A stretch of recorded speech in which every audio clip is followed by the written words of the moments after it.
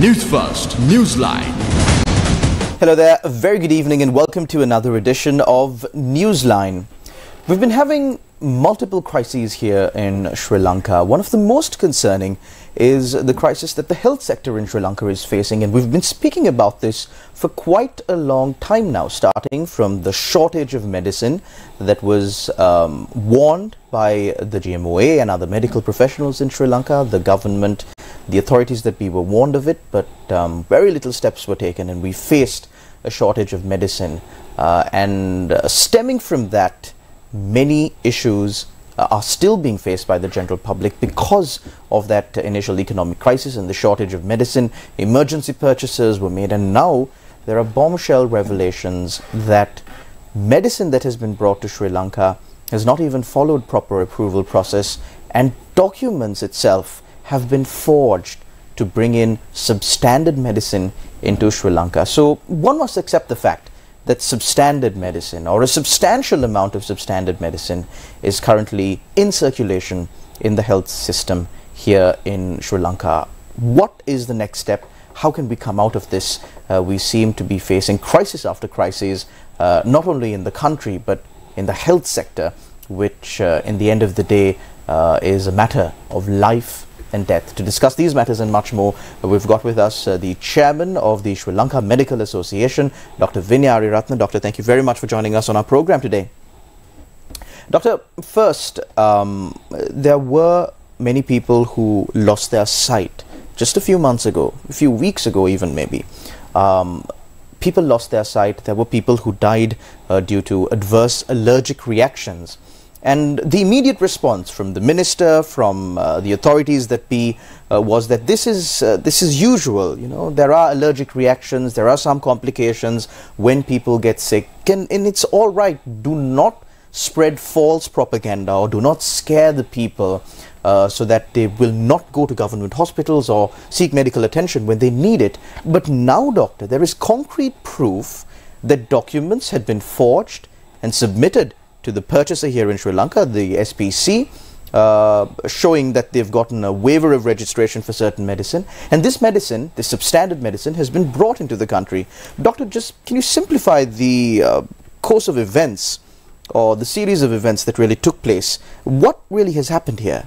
If you may recall, exactly a month ago, September 11th, you interviewed me in the same program, and the theme was is the health sector at the verge of collapse, something like that, right? Yes. So then we were discussing same issues, you know, in addition, of course, there are other issues as well.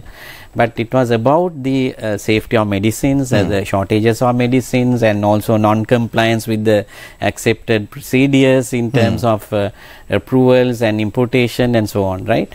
So unfortunately, things haven't improved much. Of course, the NMRA, National Medicines Regulatory Authority, board has been now, all positions have been filled, which is a positive development. That is despite that's after so much lobbying by professional organizations, including the SLMA, and but the waivers of registration for procurement and emergency purchases continued.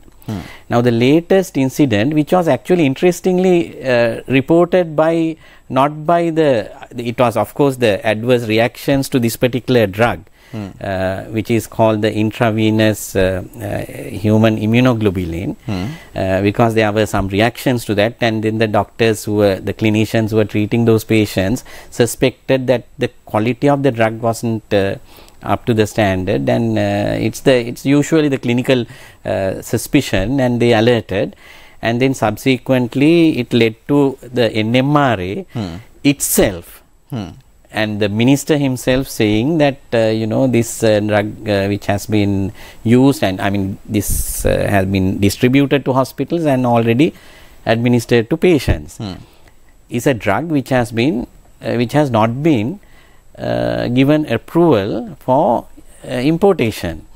So how did that happen? So can only one letter of you know, authority to for the importer or the company which is bringing down this medicine, is that the only only a forged document. Yes, it may be the be the only forged document, but then there are other checks and balances. No, there are other hurdles before a drug reaches to the patient, to the hospital to be administered to the patient. So here we have seen lapses. Now this waiver of registration and whatever the approval usually goes to the customs, because these are medicines which are imported, and then usually what we are made to understand is that there is a verification process.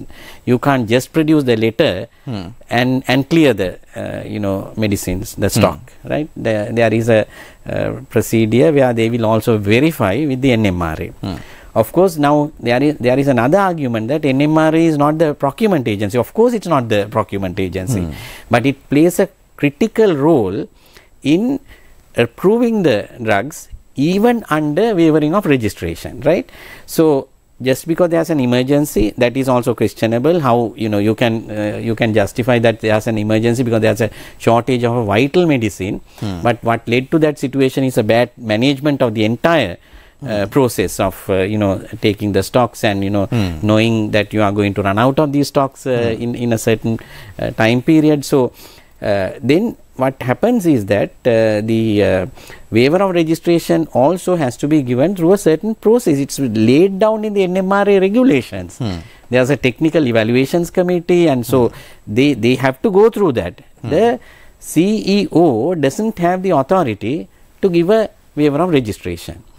So now here all these procedures have been bypassed, and now the thing is, CEO himself says that's not his signature, it's not even his seal, and somebody has prepared that and cleared, and these medicines have been now distributed to all the hospitals. Now they have been withdrawn, but we are made to understand that the value of the total consignment is 2.95 million US dollars. That's US dollars. US dollars, 2.95 million US dollars, which is close to 1 billion rupees, right? So then, even if it was a forged document, then have the tender procedure being also followed, right? So tender procedure, that is that lies with the Ministry of Health. The State Pharmaceutical Corporation, upon receiving the request from the Medical Supplies Department division, then places the order. But before placing the order, they have to get the NMRA approval if the drug is not registered in Sri Lanka. So in this case, we know the background to this has been that all the registered drugs and registered suppliers, due to the economic crisis, the government owes a lot of payments to these reputed suppliers. So they are reluctant, or they are refusing to supply to the government without the previous payments being settled. But we also had discussions with the Treasury. They said that they had already agreed with some of the suppliers for the past dues. There's a scheme that's in operation, so there's no reason even for the reputed suppliers to somehow continue to supply these registered medicines to the system. So despite all that, then what happens is that when you don't have the reputed suppliers, then the small smaller companies can misuse this process of waivering of registration as well as the emergency procurement, and then go ahead and improve drugs of low quality or questionable quality. Now in this case, it is appalling, and we can't even believe that even the company which is supposed to have produced this denies that they don't even produce this medicine, right? This IV human immunoglobulin, right? Right. So how does that happen? So even the box, that box has an address of that company, and that company says that we are not producing. The NMRA CEO himself is saying in their statement that they had checked with the producer. They say that we are not producing this. So how can a drug which is not produced by that particular company come to Sri Lanka and get packed in these boxes and bottles and then been distributed to hospitals. So it's a very, very serious thing that which needs to be investigated. But then that has to be done by the authorities, police and the CID and whatever. But what we are saying is we also have to look at the larger that ecosystem of drug procurement and supplies and all that is now unreliable, and as you said, even the doctors are now having hesitation whether they could confidently prescribe a medicine to the patients. So it's a serious situation. Doctor, now when we speak about these drugs, it's you said that the producer is denying producing this drug, that the address in the box is then definitely also forged. Who really set up? There is of course middlemen involved in this, an importer. Although SPC is the purchaser, there is an importer involved in it. Is there foul play on part of that? Well, what's the initial so look like? That is what we would also like the authorities to find out, because in this particular instance it is a company called Isoless Biotech Pharma, which is based in Siduwa. So that's what the NMRA itself says. So that is the local agent, supposed to be the local agent for this particular company or the product, right? Which now doesn't seem to exist. Yes. So now in that instance, it's the responsibility of NMRA, which is regulating the drugs, to really, now they have come up with that, they have said that this company was not authorized to supply this drug. So then now it has to be the law enforcement authorities to take it from there. But so far, because this is a criminal offense, right? This is putting patients' lives in danger. It can lead to death and disability, right? So I think we need to really pressurize the government, the authorities to properly investigate, and we are losing time now, because we are made to understand that even this particular office of this agent is now closed, right?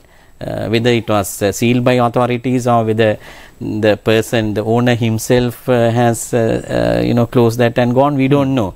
So I think public has a right to know, because it's the right of the public to know that these are drugs imported from public money, and also it affects their own lives. Doctor, what really has the response of the minister been to all of this? Because initially he came out and said that he's not at fault, there are other factors that come into play, there is no foul play here, it's simply an allergic reaction, and these kind of things do happen when a patient comes into the hospital. He also went on to say that it's because patients have certain complications and die in hospitals that funeral homes are also located in close proximity to hospitals. What has the response been like this time around? So this time it's very obvious. It's not about the allergic reactions. It's the quality of the drug and the whole. It's a scandal now, right?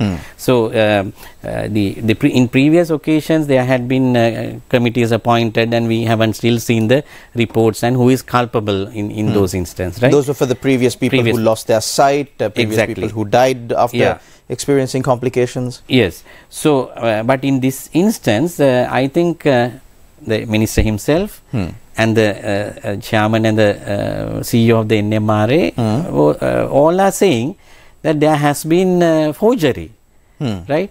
So let that be investigated, and by now we would have expected some people to be even arrested, no? I mean, in a situation like this, where obvious evidence is there, the prima facie evidence is there, then I think we need to see the law being enforced. Dr. Vinya, now think of it in this way. These are the lives of people that they're playing with. People who go to government hospitals, people who get the benefit of free health care here in Sri Lanka, and these are the people who are losing their sight. These are the people who are dying. There are parents losing their children, children losing their parents. Let's take a look at previous instances before even the economic crisis really hit a breaking point here in Sri Lanka. Incidents that took place in the health sector that have not been addressed even to date.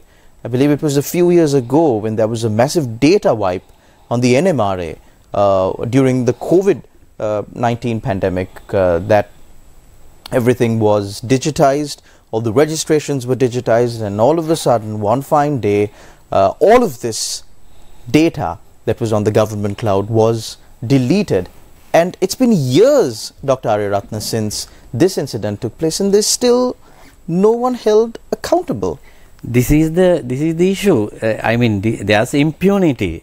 So there is impunity in the larger context also for certain crimes and violations in this country. Sadly, now it is in the health sector, which we have not seen before, right? So I think the data management, now if you recall the IMF governance diagnostic report, what's the one of the first recommendations is to have a transparent system on procurements, right? The public has a right to see, right? So I think computerization, having digital, means of bidding and processing and all that is a must, which must be also connected to a information system which the medical supplies division is responsible for running, so that you know that if there is a shortage of medicines in any hospitals, real time you can know months in advance. And then you have to place the order. Naturally some drugs require at least to be ordered 6 months before, because there's a manufacturing process and all that. And particularly this particular medicine, by the way, intravenous human immunoglobulin, usually IV drugs like that, intravenous drugs, and the drugs which are given directly to the blood vessels, are produced under very stringent conditions. And also once they arrive in a country, sometimes they arrive in freezers, containers, and then the distribution has to be done in you must maintain the cold chain. Cold chain throughout, and then maintain that quality assurance throughout the process, right? Storage to whatever. So here, if you have a company which now says that we have not produced, how did that medicine come to Sri Lanka, and how was it packed, under what conditions? Right, those are, I think, questions that we have been raising. All the colleges, Sri Lanka Medical Association and the Sri Lanka College of Neurologists, Association of Medical Specialists, and also now the Association of Clinical Pharmacologists and Therapeutics, and all these professional organizations have raised the same issue. Now, one of the important things is that we have been asking not to follow this wavering of registration procedure. And at one point the minister himself said that we are not, I mean, they have already detected some irregularities and this will be stopped. But then we see that waiver of registration is being given even now. Still there are waivers of registration being granted. That's correct, yeah. So, but doctor, where can we see an end to this? So, are y'all's concerns not being heeded by the authorities? Yeah, so there have been several committees appointed by there's one committee to recommend on the procedures for procurement as well as to NMRA's operations. We have already made submissions. But now the thing is, the clock is ticking. We need a solution soon. I mean, it's an emergency. So I think the minister, and also we would like to make an appeal to the president to take immediate action on this, expedite the investigations. In this case, there is a criminal act reported by the president, by the minister himself, and the chairperson and the CEO of the NMRA. Expedite those investigations. On the other hand, follow the normal procedure in terms of approving the medicines and the whole procurement process and the technical evaluation process. There is a medicines evaluation committee under the NMRA which needs to give even for emergency procurement or waivering of registration, they have to give approval. So just follow that, then we can immediately guarantee the safety of the patient, safety or the quality of the drugs can be guaranteed. As a result, the safety of the patients, and the doctors will be also confident that we are prescribing drugs which have come through this stringent assessment process, and the public will also develop confidence that okay, now we can go to hospital, we don't have don't run the risk of having these low quality drugs and also having these reactions. Of course these allergic reactions can happen, that's a normal thing that people anyway would understand, but here it's an unusual situation because you have lost the trust in the system of procurement of drugs. That is what we have been saying. So it's the responsibility of the NMRA and the Ministry of Health and the other authorities to restore that trust by following what is normally being followed by any country to ensure the quality of medicines. So, Doctor, these systems were properly in place in the past. When did the system started breaking down? Yeah, so of course the economic crisis, there was a challenge because until the Indian credit line came, we didn't have enough, country didn't have enough dollars to procure drugs, and also the government owed so much money to the previous suppliers, so they were not going to give any medicines on credit.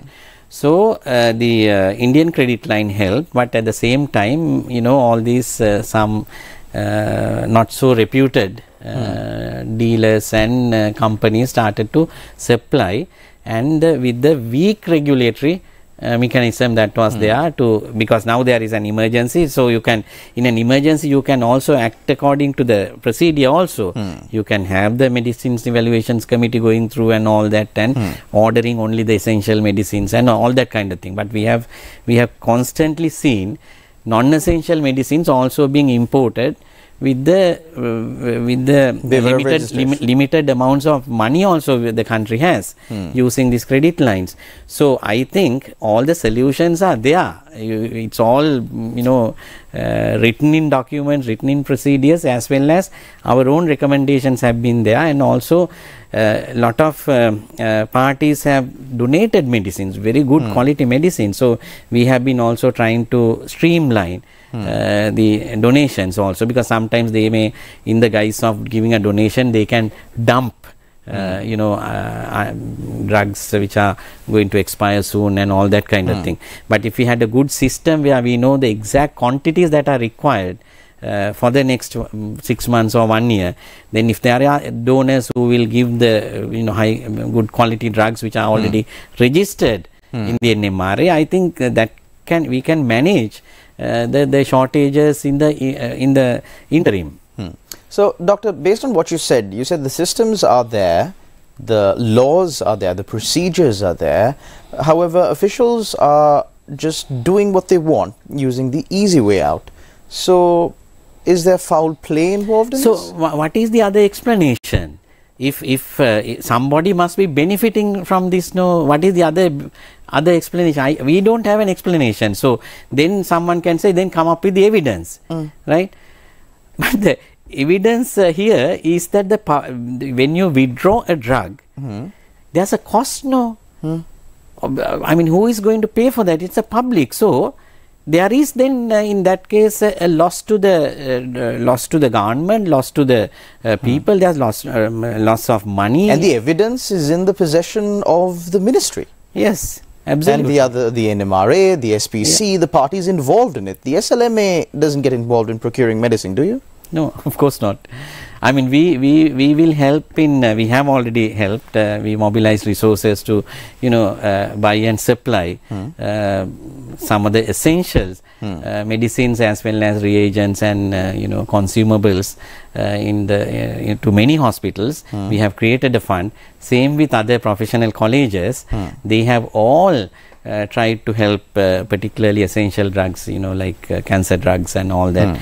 And I think a significant amount, billions of rupees have been mobilized outside the normal procurement system and tried to help in the system. So that's our role, and also be in the kind of have a oversight into the system, and where we detect issues, bring it to the notice of the authorities, and they should take the action based on whatever the investigations that they can carry out.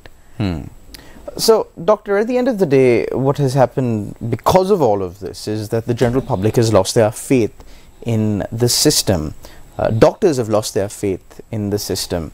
Besides, of course, the agitations that the NMRA, I beg your pardon, the SLMA and other professional organizations are putting on the government in the form of discussions, what else can really be done on the part of the people to fix this situation? Yes, so I think even though there is a doubt with regard to the safety and the quality of medicines, even under these very difficult conditions, our doctors are continuing to do a great service, right? And as I have said in my previous interview, a majority of the doctors who are working in the periphery, the specialists, non-specialists, they are totally dedicated and they take extra precautions to ensure patient safety now, right?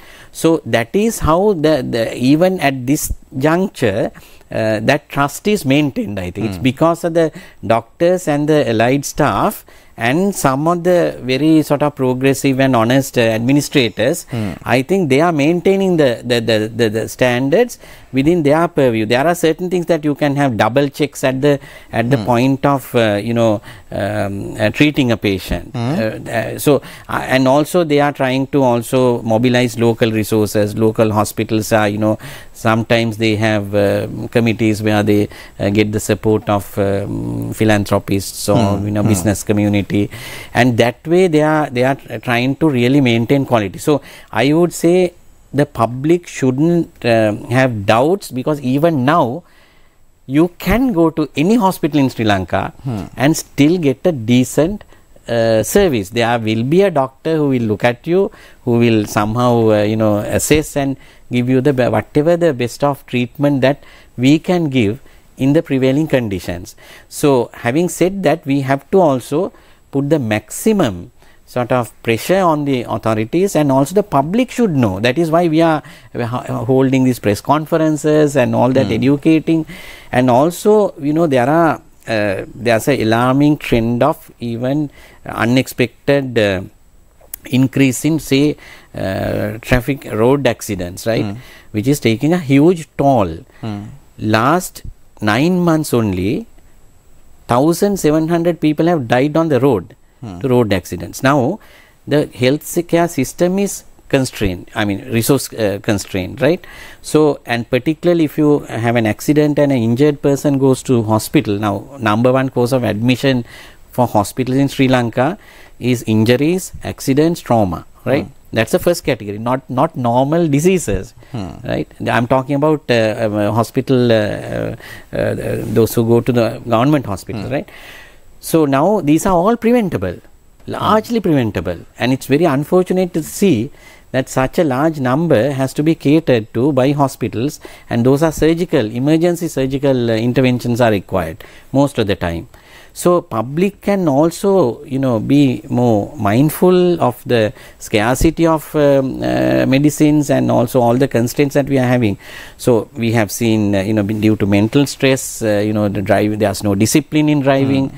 Law enforcement is not there for traffic violations, so those things need to be corrected, so that we give emphasis to preventive side of things, so that we can reduce the burden on the healthcare system as well. That's a public responsibility, and also there are other sectors which are which can contribute to this situation. So you try to reduce the demand on the healthcare system, which the extra demand, because the normal disease burden is there. We all get sick. You have to get treatment from hospitals, but the additional preventable disease burden has to be reduced, and public and even media can play a very important role, and that can help us to somehow maintain the services and also maintain the confidence in the system. Thank you very much, Dr. Vinya Ariyaratne, President of the Sri Lanka Medical Association, for joining us on our program and of course highlighting these matters to the general public, bringing to the notice of the general public the severity of the issue that we are facing here in Sri Lanka today. The authorities that govern us, the authorities that manage the health sector here in Sri Lanka have of course fail to a certain degree to protect the lives of people who entrust their lives to the health sector of the country when they go to a government hospital, when they trust the medicine provided by the state sector. What can be done? Better people, of course, appointed to these positions. And I believe you know how. Until we meet again, take care and God bless.